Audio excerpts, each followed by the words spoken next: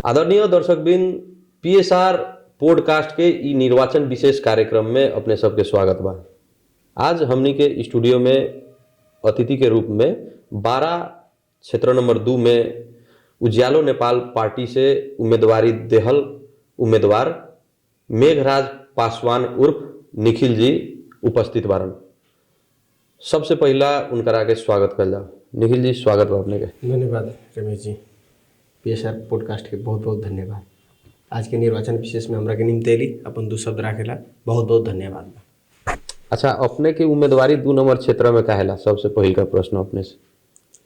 सबसे पहल का चीज़ कथी बा रमेश जी कि आज के जो हमनी के पॉडकास्ट पीएसआर पॉडकास्ट ही मध्य प्रदेश के एगो बहुत प्रतिष्ठित पॉडकास्ट बाटे। आ ये पॉडकास्ट के जनता हरदम एगो इच्छुक रहला कि हम ऐसे कौना उम्मीदवार के एजेंडा, कौन उम्मीदवार के इच्छा आकांक्षा कैसन बा, ओकर विचार कैसन बा, वो सब सुनेला। कहीं ना कहीं जनता एगो भूखा रहेला। तो आज ये पॉडकास्ट के माध्यम से हमरा बोले के मौका मिलल, बहुत खुशी बाड़ी। और रहल बात अपने के प्रश्न बा, अपने के जौन प्रश्न कहलिए कि अपने के उम्मीदवारी काहेला, तो हमर उम्मीदवारी जौन इस समय, जौन परिस्थिति, जौन अवस्था, जौन व्यवस्था अभी जौन चल रहा बा, एकरा के बिल्कुल ई ठीक रहित तो सब चीज ठीक रहे। ई बेठीक भेला से ई अवस्था भेल बा, तो ई अवस्था के ठीक करला सबसे पहले हमर उम्मीदवारी बा। दूसरा का बात अपने कथी कहम, तो ई ठीक काहे नहीं खे, एकरा के भी तो एगो प्रमाणित हमनी के करे के पड़ी कि ई काहे नहीं खे ठीक। देखल जाओ, देश में जौन अभी के अवस्था बाटे, विषम परिस्थिति बा, जौन बेरोजगारी बाटे, विसंगति बाटे, अशिक्षा बाटे, अस्वस्थता बाटे, और जितना भी कुरीति बा, कुशासन बाटे, इस सारा चीज के चलते एकर पूरा मार, जैसे कि एगो अपने के ट्रांसफार्मर लगे, अपने के गलत आदमी यानी कि ट्रांसफार्मर लगे मिस्त्री बढ़िया से ओकर फ्यूज ना जोड़े, तार ना जोड़े, आ गलत तरीका से तार जोड़े तो पूरा गांव के मीटर जर जाई, गांव के लाइन कट जाई। वही यही राजनीतिक अस्थिरता जब हो जाई न, तो कहीं ना कहीं ये गोड़ा का मिस्टेक से ये बहुत क्षति पुराई, जौना के क्षति पूर्वाधार पर पड़ी, विकास के पूर्वाधार, शिक्षा, स्वास्थ्य, आवास, रोजगार, खाने पानी, विद्युत, संचार, यातायात सब पर पड़ी। तो यहे जौन ऐसे पहिल का जौन विगत के जौन हमनी के नेताजी लोग बा, ये सब लोग कैलक लोग, आई उ लोग के फॉल्ट के कारण से, उ लोग के गलती के कनेक्शन के कारण से आज ये अवस्था बिगड़ल। आ ये अवस्था के सुधार करेला, ये अवस्था में कहीं ना कहीं अध्यारो छा गल बा। अध्यारो को उज्यालो बनावेला हमनी के केंद्रीय कमांडर श्रीमान कुलमान घिसिंग के एगो उज्यालो अभियान चल रहा। वो अभियान के तहत हम भी अपना मधेश में, अपना 12 जिला में, अपना क्षेत्र में, अपना गांव में, अपना शहर में उज्यालो करेला हमार उम्मीदवारी बा रमेश जी।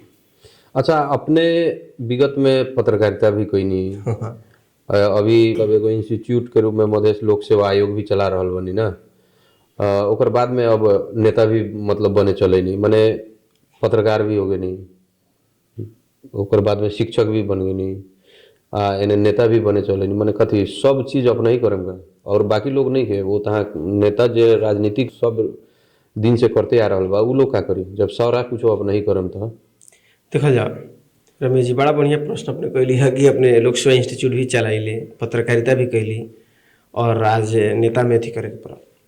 देखल जा कि शुरू में बहुत लोग कहले बा कि सही लोग सही समय पर सही ठाव पर ना आई तो गलत लोग के अंडर में रहे के पड़ी, गलत लोग के गुलामी सहे के पड़ी। आ इतिहास गवाह बा, शिक्षक ही नेता बनले, शिक्षक ही पत्रकार बनले, शिक्षक ही सब चीज बनले, शिक्षक ही सारा चीज के उज्यालो भरले दिमाग में। ऐसे हम एगो शिक्षक रही है, हमरा बड़ा ऐसे गौरवान्वित महसूस हुई था।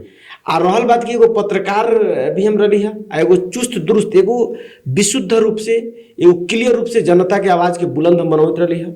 हमर पत्रकारिता जनता के आवाज ला, लेकिन जनता के आवाज, पचरौता के जनता के आवाज, 12 के लगभग हमनी के 5 गो पालिका बाटे, स्वर्ण गांव पालिका के आवाज, देवताल के आवाज, बरियारपुर के आवाज, महागढ़ी माई के आवाज, करैया माई के आवाज, कलिया तक मात्र पुगौला से अब संभव ना भेला से अभी के रिसेंटली ये आवाज काठमांडू के सदन से पुरियावे के पड़ी, तब जा करके चैन सिस्टम से आई, चैन ऑफ कमांड से सिस्टम से आई, आ तब हमनी के अधिकार हर एक चीज के माने गारंटी हुई। वो खातिर हमरा कहीं ना कहीं बाध्य बस ये हमनी के रहर भी नहीं है, बाध्यता के कारण से हमनी के निमन आदमी के भी लंगावे के पड़ी। हरदम आवाज उठैत रख कि शिक्षित आदमी के ना बोले, शिक्षित आदमी ना बोले। तो रमेश जी हम अपने के बात बता दी तरी 12 निर्वाचन क्षेत्र नंबर 2 में 29 गो उम्मीदवार बाड़ी हमनी, हमरा लगाए 29 गो उम्मीदवार है नु। तो 29 गो उम्मीदवार में हम जेनजी के प्रतिनिधित्व करे तरी। हमरा यहाँ के दुख आ पीड़ा के बारे में बहुत नीमन से हमरा परिचित बाड़ी। हम कहाँ कौन पीड़ा बा, कौन कहाँ किंगे होता अपने के हरदम मैंने हफ्ता में 2 गो ना 3 गो अपने के न्यूज ऐसा सुने के मिली थी जौना से 5 मिनट दिल आ दिमाग थम जाइत हुई। तो हम जौना भी क्लस्टर से भी आइले, एगो दलित क्लस्टर से, एगो एकदम राशन शासन भाषण प्रशासन से दबायल क्लस्टर से हम बाड़ी। आ वो क्लस्टर के आवाज़ हमरा उठावेला, आवाज़ बनेला। आज हमरा ई जगह पर आवे के पड़ल। आ ये दरमियान में अपने के बता दी तरी कि जितना घटना परिघटना सब भेल दलित कम्युनिटी पर, गरीब कम्युनिटी पर, असहाय निसहाय पर अपने भी सुनई तरी। PSR न्यूज़ से हमनियों का हरदम देखते रहिले, काहे कि PSR न्यूज़ के एगो जोन रेटिंग बा, एगो जोन समाज में जोन एगो मान बा, विश्वास बा।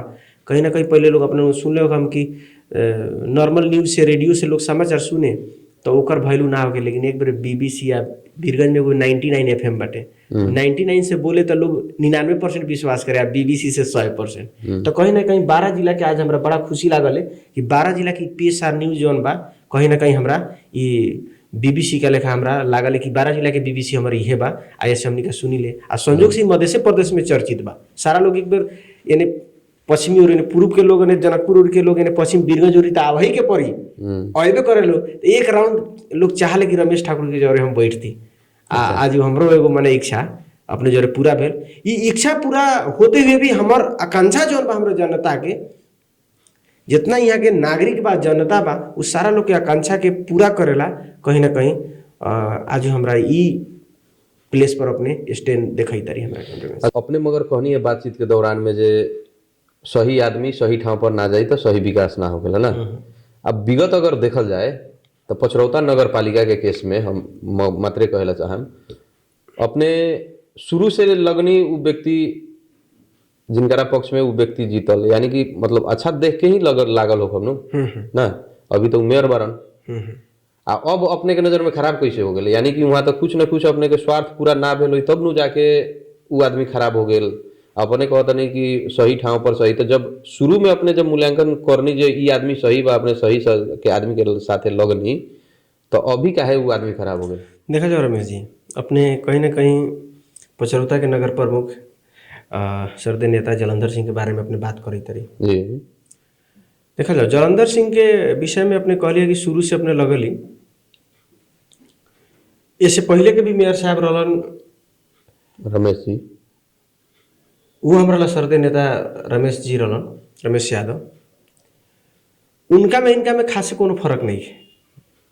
रहल कथी बात कि उनको के गड़बड़ करे वाला उनका आसपास के लोग जौन रहे, जौन सही सलाह सही जगह पर सही तरीका से उचित सलाह उनका ना मिलल, जौना के कारण से वो सब पर भरोसा करस, सब पर विश्वास करस, जौना के कारण से उनका के तरीका ले माने क्षति पुगल, उनका क्षति राजनीतिक क्षति पुगल, जौना से पराजित।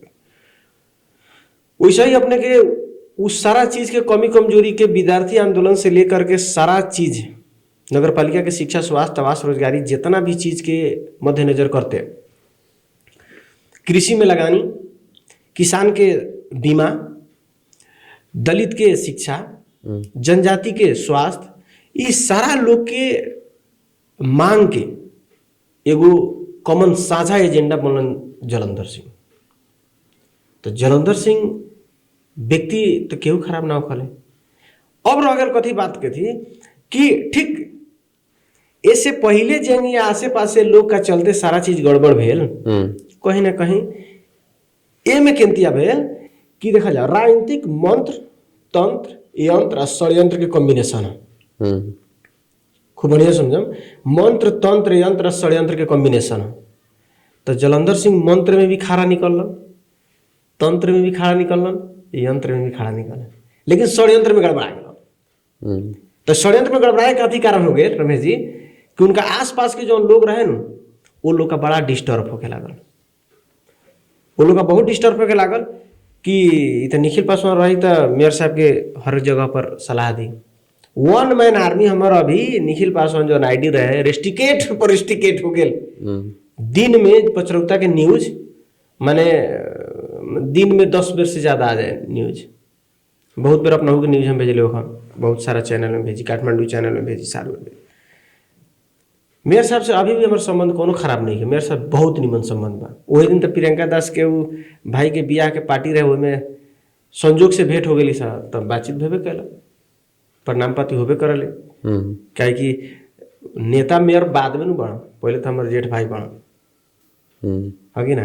तो पचरौता एगो राजनीतिक एगो जौन बन हब हका, वहाँ से राजनीति के जड़ो यानी कि राजनीति के जननी कहल चीज छठू यादव।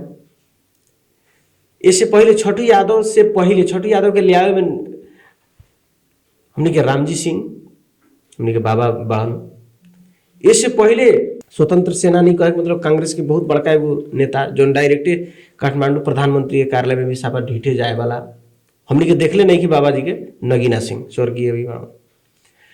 तो वो लोग रहे नगीना सिंह, अपने के रामजी सिंह, ये दोनों बाबा लोग रहे हमने के बाबा बड़ा में। अब रहते तो अभी तक बहुत अथी हो गई। ओकरा बाद में ये लोग छठू यादव के ले आए। छठू यादव गांव में हमने के जौना किस्म से विकास एरिया में विकास जौना हिसाब से कलन, आज उनकर देन है कि हम अपने के पॉडकास्ट में बोले के हैसियत रख ले बड़ी ना। उनकर तो 12 जिला के ही अथी में वो हमारा गांव में जो स्कूल बनल, आज एगो दलित के लड़का भी मास्टर डिग्री करके अपने लगे बैठल बा। आज एगो गरीब के लड़का भी पढ़ता। उनकर एगो सोच जौन रहलक विकास प्रति। हमार गांव बड़ा बैक है, पूरा दक्षिणी बेल्ट बॉर्डर पर बा, लेकिन वहाँ अपने के छठू यादव के चलते शिक्षा में, स्वास्थ्य में, रोजगारी में, ये सब चीज में उनकर योगदान बहुत कस के भेल। आ सबसे पहिलका चीज उनकर शिक्षा में जो लगानी रहे न, वो खुदे एसएलसी तक पढ़ल बड़न। हमरा अब वो से बेसी कितना पढ़ल में जानकारी हमरा नहीं है, लेकिन एसएलसी तक हम जानी ले कि एसएलसी तक वो पढ़ल बड़न। जौन आदमी एसएलसी तक पढ़ी तो बैचलर हमरा गाँव में चलवा दिल। ऐसे हमरा गाँव ला उनकर भी योगदान बहुत बा। उनका बाद में आधुनिक युग के, मॉडर्न युग के नेता, आज उनकर विभिन्न थ्योरी से भी हम भी एगो परिचित बाड़ी, स्वर्गीय नेता जितेंद्र सिंह।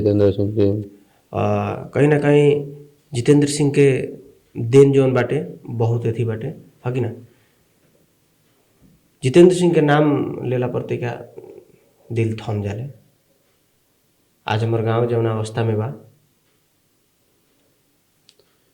तो गांव के जो अवस्था के सुधार ला डोड़े ना रहेगा एगो नेता बानो जितेंद्र सिंह। उनकर तो मतलब नामे से पचरौता जानल जाए। पचरौता नगर पालिका कहते जितेंद्र सिंह के नाम जानल जाए।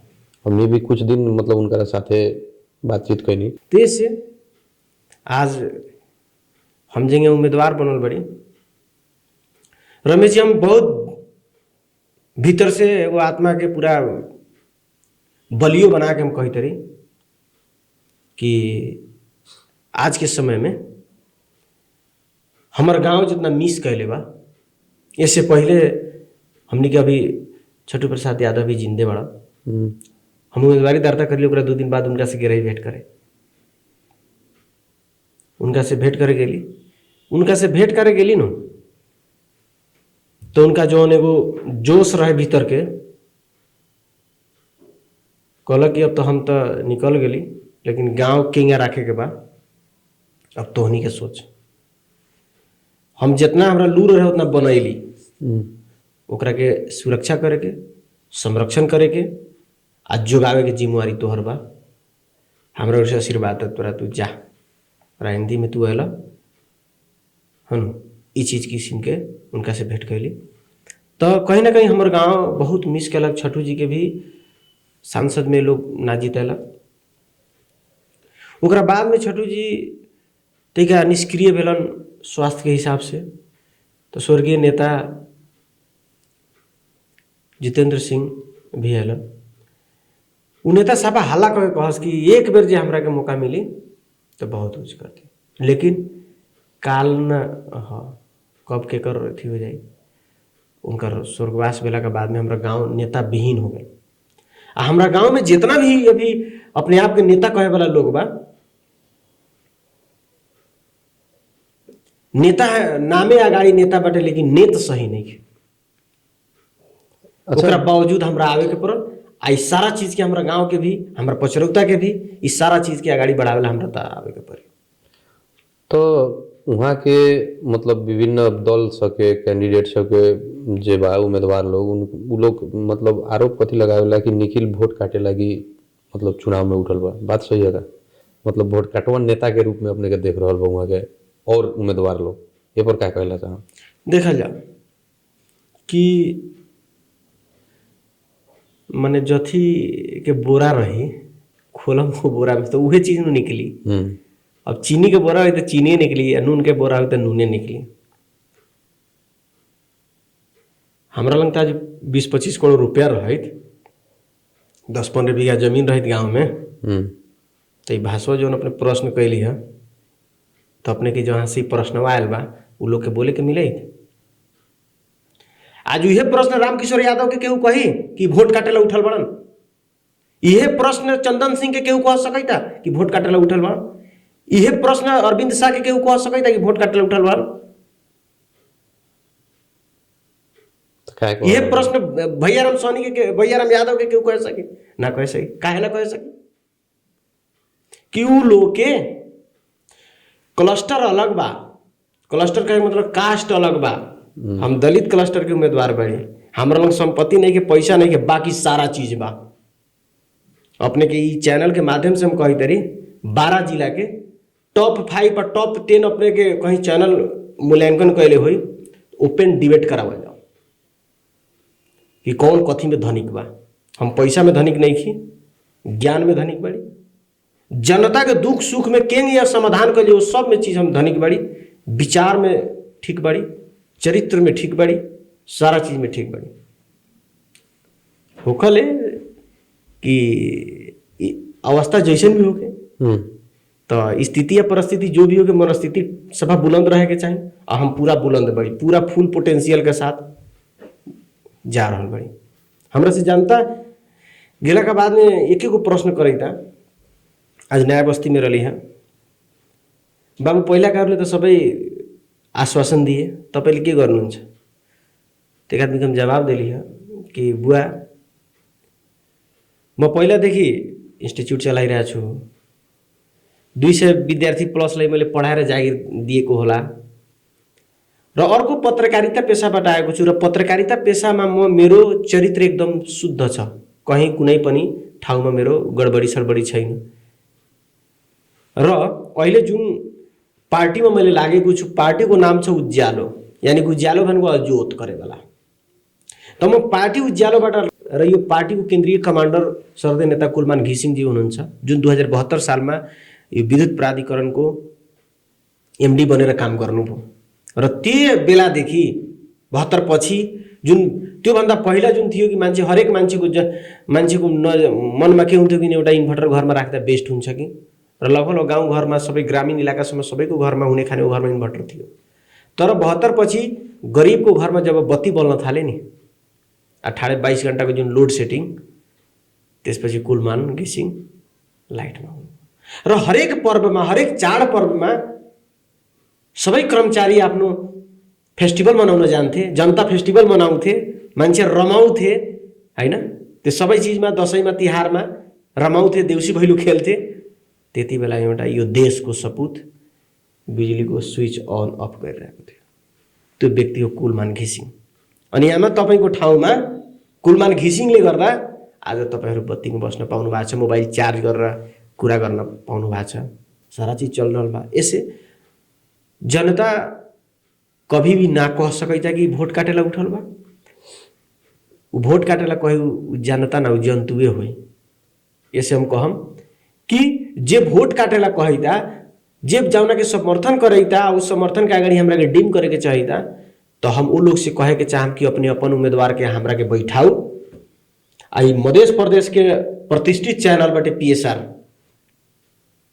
आई अपने भी एगो ये PSR के माध्यम से ना अपने के नाम भी काफी बाटे, तो अपना ही के चैनल में हमरा से डिबेट कराओ, ओपन चैलेंजिंग डिबेट कराओ कि के वोट काटवा बा आ के नोट काटवा बा आ के जनता के सेवक ह। ऐसे हम जनता के सेवा करेला, हम जौन आदमी से अपन कनेक्शन जोड़ ले बड़ी, वो आदमी वास्तव में देश के हीरो बा।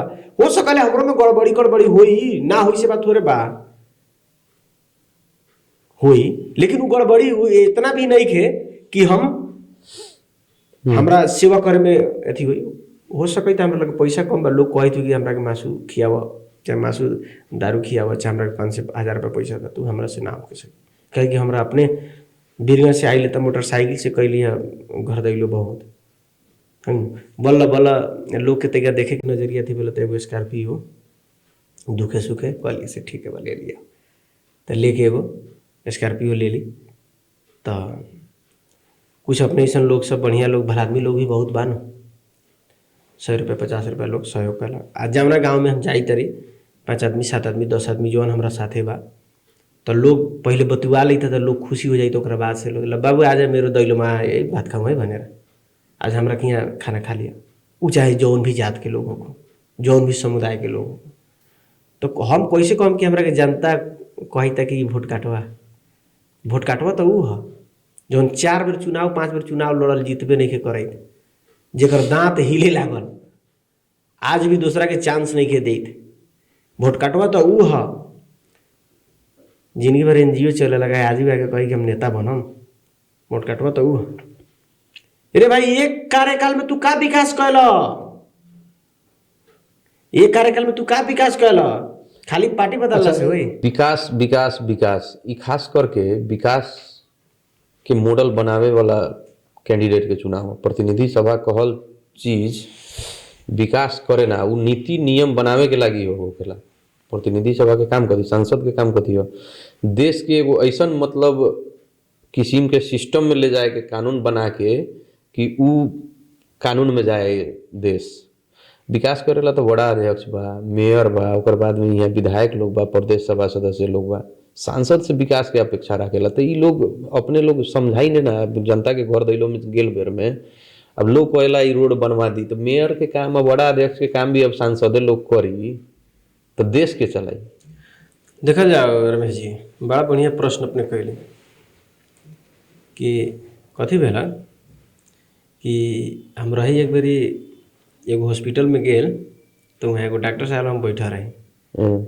तो एगो पेशेंट आयल, तो ओकरा गोड़ में दर्द रहे आ एक वही सूत रहे न, तो घेंटों में तैयार दर्द हो गए रहे, बुझल। तो डॉक्टर साहब लंग गेलक तो पेशेंट का तो एहू लंग के दर्द बा, कहीं लंग के दर्द बेसी चीज नसो चपा गेल, बाकी गोड़ में दर्द रहे, ठेस लागे रहे। तो डॉक्टर साहब के जान गलन कि एकरा कोनो नसा उसा संबंधी प्रॉब्लम नहीं है, घेंट अल्टर सुतल बा, सिरहनी के प्रॉब्लम है तो ठेस। तो डॉक्टर साहब ओकरा दवाई लिखलन, पेन किलर दवाई लिख दिलन आ एगो मल्टीविटामिन लिख दिलन एगो कैप्सूल। तो अब डॉक्टर साहब लिख दिलन, वो कहलन कि ई दवाइया अपने खाइल जाओ ठीक हो जाई, ई कुछो नहीं के अपने के, साफा कुछो ना भेल अपने के। ई सब बिहाने अपने खाए में ओकरा 1 दिन के बाद साफा ठीक हो जाए, कहाँ कुछ रख बिना मतलब के अपने टेंशन नहीं रही से। तो पेशेंट के बुझाल कि इससे ठीक हो जाए। आ घेंटवा के दर्द हो, तो घेंटवा के दर्द ओकर दर्द हो। तो हम लोग डॉक्टर साहब के रूल देख ली, तो डॉक्टर साहब के समझावे के जौन शैली में कहला कि देखो जाओ दर्द कौनो होको, ई दवाइया खाम तो अपने के ठीक हो जाए। यहाँ उहे चीज बा विकास आ नीति या कानून। यहाँ लोग तो पेशेंट बा, हमनी डॉक्टर लेखन रोल खेले के तो पड़ी न कि हमरा के जिताएम तो दोनों काम हम करम, लेकिन पेन किलरवा वाला दर्द के काम करी आ मल्टीविटामिन में तैयार ताकत दी।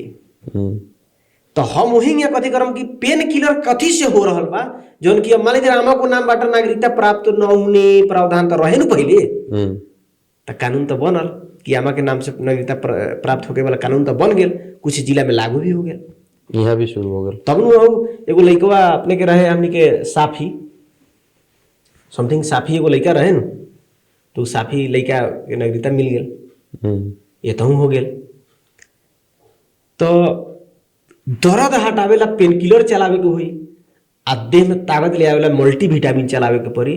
तो उ सांसद के प्रतिनिधि सभा सदस्य के हाथ में तो रही न, मेयर मुखिया सब चीज रही। तो कोऑर्डिनेशन अपने देखा जाओ, अपने ईमानदार बाड़ी,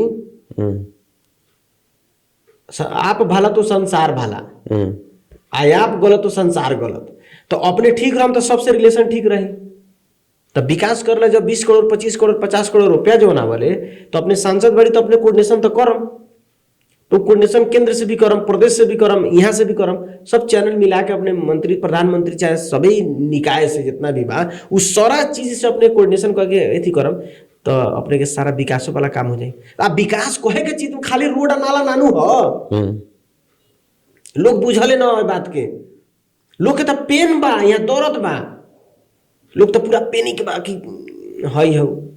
तो अपने डॉक्टरों बनो जी, डॉक्टर ना डॉक्टर बने के बात तो कहलिए, वो उदाहरण से अपने के समझाइए कि हमारे जो लोग के लेवल बा, हमारे लोग जो भाषा से समझाइता, हमरा तो समझावे के पड़ी। अब रह गई बात कि लोग के हमरा विकास वो चीज न थी करे के पड़ी। आज देखल जाओ गांव के अवस्था, विदेश में अपने के 100 बरिस के टारगेट लेके काम करल। आज दुबई देखल जाओ, बालू के रेत रहे, तो बालू के रेत में साफा पूरा दुनिया के ए लेवल के A1 लोग के वासस्थान बनल बा। आज बालू रख तो स्वर्ग बन गए, हमार देश स्वर्ग बा तब बालू बनता। आज हमारा देश में पानी के अवस्था कहियो कमी न भेलक, मधेश में कहियो अन्न के कमी न भेलक। आज अपन देश जौन बाटे 21-35 21 जौन तराई में 21 गो जिला, पहाड़ में 35 गो जिला बा, हिमाल में 21 गो जिला बा, एमे 17.97 यानी कि 18% कृषि योग्य जमीन बा रमेश जी, जौना में अपने के 61.9% खाली मधेश बा तराई, बुझल गए। तो ई 61 यानी कि 62% जमीन में जौन किस्म के उपजनी होखले, अन्न बाली होखले, इससे पहले 50 बरिस पहले 100 बरिस पहले इंडिया उड़ी जाए हमनी के पूर्वज लोग कहले, वो तो जनसंख्या भी कम हो रहे नु ना, जनसंख्या कम के बात नहीं कि इंडिया में तो पहले से जनसंख्या बेसी रहे नु, तो एने से ओने जाए, नेपाल से तो बांग्लादेश तक ले भी, बांग्लादेश तक ले जाए, तो ओने जाए। उ दिन आज काहे गड़बड़ हो गेल, नेता बेईमान हो गेल, नेता निमन से नीति न बना सकता। अपने कहल जाओ कि दू देश के खुला सीमा न, हम कही तरी अपने से कि अपने के हाथ में पाउडर लागल बा, हम हाथों अपने से मिलाए तो हमारा हाथों में कथी लगे, पाउडरे लगी, गर्दा तो ना लगी। तो सन 18 से 16 मार्च 3 में बेलायत से हमनी के दौत्य संबंध कायम भेल। हमनी के दौत्य संबंध 18 से 16 मार्च 3 में बेलायत से हमनी के दौत्य संबंध यानी कि दोस्ती संबंध कायम भेल। वैसन शक्तिशाली राष्ट्र से हमनी के 18 से 16 यानी कि 200 बरिस पहले भेल, कौन रोकले रहे, विकास काहे ना भेल। माने अपने अमेरिका में जाके रहम तो कुछ ना कुछ तो हाउ बाउ होई नु, अजोत में बैठम तो अजोत के तो परी, घाम में बैठम तो घाम तो तइको लागी, हमरा किया काहे ना लागा, नेता बेईमान होई। 1947 में अपने के अमेरिका से भेल, 1947 में इंडियो से भेल हनु। तो ये सारा देश में यानी कि अपने के बेलायत से भेल, अमेरिका से भेल, इंडिया से भेल, फ्रांस से भेल। आ 1950 सन 1950 यानी कि 2007 जौना साल प्रजातंत्र आयल, तो प्रजातंत्र पजी चाइना से हमनी के दौत्य संबंध भेल बा 2007 साल में। आज जो रूल कथी बा 82 है न, 82 70-75 बरिस तो हो गेल, 75 बरिस ठाक के हो गेल। 75 बरिस में विकास के रोकले रहे, काहे ना भेल। कहीं ना कहीं यहाँ जनता के, रमेश जी, यहाँ जनता के राशन शासन भाषण प्रशासन यहाँ कटौती करके जनता के पीड़ा में रह के, दुख में रह के, ताकि जनता हमर दास रहो। अब सोच लिया, दलित जनजाति जितना भी अल्पसंख्यक गरीब जितना लोग बा, पिछड़ा लोग, उ चाहे जौना जाति में, ब्राह्मण में भी हो सकता पिछड़ा लोग, गरीब बा, ब्राह्मण के भी कोनो कोनो कैसन बाटे कि बेटी बेटा के शादी करला, खाए ला तब भी नहीं खे। बीच में अपने फिर प्रश्न कह देम कि अपने जातिवादी बात करी ना, जातिवादी बात के नहीं है, हम ई मतलब प्रश्न करेला चाहनी है। दलित के नाम पर राजनीति करे वाला लोग आज कहाँ न कहाँ एकरो जवाब देम अपने के, दलित जहाँ के तो है बा, एकरो जवाब देम अपने के। तो इस सारा चीज जब भेल, इतना शक्तिशाली देश के, तो 5 गो देश के नाम धैलिए न अपने के, बेलायत, अमेरिका, इंडिया, फ्रांस आ चाइना, ये 5 गो देश से 100 बरिस पहले, सैकड़न बरिस पहले जब दोस्ती भेल, तो नेपाल के विकास कौना कारण से रुकल, हम अपने से के चैनल से लोगों से पूछे उहे हो नीति नीति नियम स्पष्ट हाँ, ना भेल, नीति ना मतलब भेल। एथी नेता नीति ना भेल। सब अपना स्वार्थ पर केंद्रित अपने रह लोग गेल। कहले कि पत्रकार ई बड़ा पैसा वाला पत्रकार है। अपने कहल जाओ पत्रकार के यहाँ से जनकपुर पूगे के पड़ी ना, पत्रकार लंग गाड़ी है, ना घोड़ा है, ना भाड़ा है, ना ओकरा खाए के ठीक है, ना बैठे के ठीक है। आज दुनिया नेट से चले, सारा मोबाइल चलो तो नेट से चले, इन्हें के समाचार इन्हें उन्हें के समाचार उन्हें करे का करी पत्रकार, कहाँ से पत्रकार कथी करी। तो पत्रकार के कुछ ऐसा पत्रकार बा जौन अपन पार्ट टाइम 4 घंटा 5 घंटा कोनो बिजनेस कऽ के कुछ काम कऽ के 2 रुपया आर्जन कऽ के आ समाचार देश ला सेवा कर रहल बा, जौन मध्य वो अपने भी पढ़िले। तो कल्पना करल जाओ कुछ सब लोग तो रमेश ठाकुर नहीं खे, सब लोग उपेंद्र ठाकुर तो नहीं खे, सब लोग दिवाकर साह तो नहीं खे। तो ये सारा चीज जो बाटे, आज अपने नाम सुन लेगा अपिल त्रिपाठी के नाम से चिहुक जाला लोग। तो हम कहे के चाहते रही कि पत्रकार के जोन एगो स्वास्थ्य के बीमा चाहे ओकर सुरक्षा के गारंटी, आज विभिन्न पत्रकार पर आक्रमण हो जाले। आज भी जहानिया शासन यहाँ जमींदारी प्रथा बाटे, अंग्रेज के शासन लेखा आज भी शासन बा। हम आज उम्मीदवारी दिले बड़ी तो कितना लोग के दर्द होइत हुई, जो शासन गांव में चलवई था वो लोग के दर्द होइत हुई। अपने एक के आकलन कैले बाड़ी नहीं कैले। तो ये सारा चीज बा कहीं ना कहीं दोषारोपण जौन चीज बानू, ये दोषारोपण का पछाड़ी कौन कारण हो सकता है, के मूल्यांकन करी या के समाधान करी, कौन समाधान करे वाला बा नहीं।